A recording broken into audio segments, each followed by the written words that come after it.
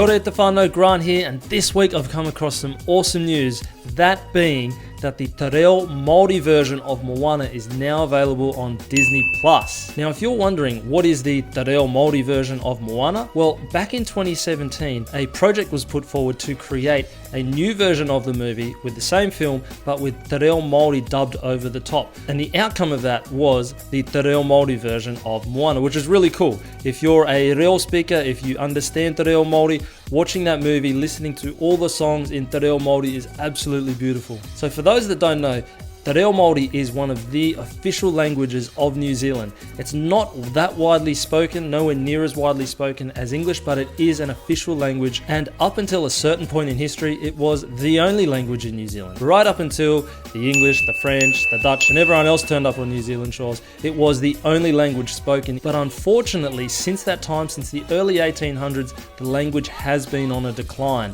with less and less people being able to speak and understand the language. However, fortunately, over the past 30 odd years, there's been a huge push to revive the language and bring it back to what it once was. It's taught in schools across the country, there's community courses that you can do, there's lots of different documents and signage that are all translated into Te Reo Maori, so it is coming back. However, in the 2013 census, only 1 in 5 Māori actually knew how to speak or understand Te Reo Maori, so we've got a lot of work left to do yet. So what does the addition of the Te Reo Maori version of Moana on Disney Plus bring? For me, I think it brings relevancy. It brings language relevancy. It makes Te Reo Maori relevant in the broader community and broader society. I found some statistics online that said Disney Plus was the fastest growing streaming service in Australia when it was first launched in December 2019. It reached about 2 million subscribers in just 3 to 4 months.